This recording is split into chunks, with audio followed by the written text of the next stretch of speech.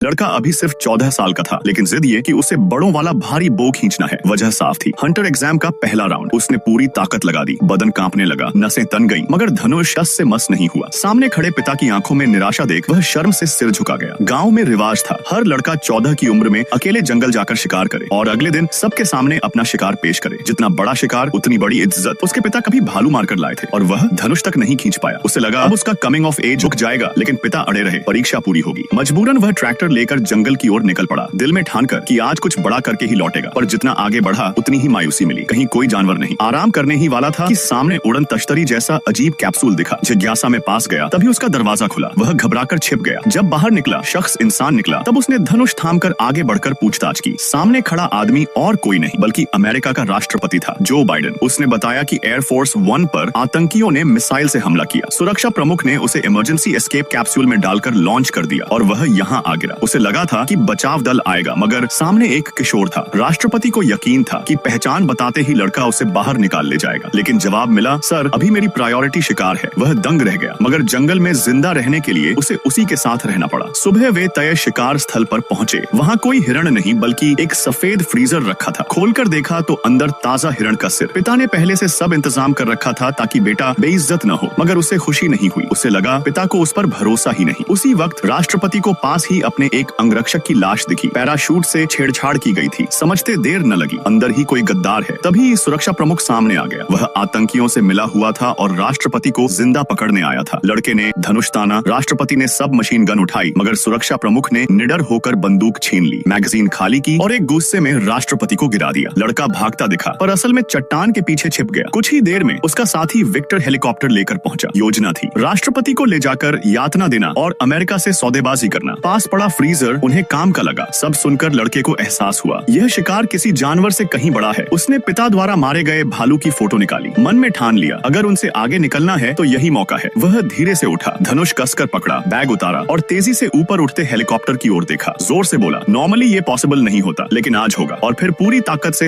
हजारों फीट गहरी खाई में छलांग लगा दी। उसका हाथ हेलीकॉप्टर के नीचे लटके फ्रीजर से जा टकराया और वह लटक गया। अंदर वही राष्ट्रपति था। उसे अब समझ आ चुका था, किसी इंसान को बचाना किसी जानवर को मारने से कहीं ज्यादा मुश्किल और सम्मानजनक है। वह राष्ट्रपति को पिता के सामने ले जाएगा, यह साबित करने की उसने शिकार नहीं, उससे भी बड़ा काम किया है। उधर हेलीकॉप्टर में बैठा दाढ़ी वाला गद्दार मुस्कुरा रहा था। सामने बैठे मॉरिस से बोला, आज मैंने इस ग्रह का सबसे बड़ा इनाम हासिल किया है, खुदा की मेहर है। लेकिन अक्सर जीत का जश्न बहुत जल्दी मनाया जाए तो कहानी वहीं से पलट जाती है।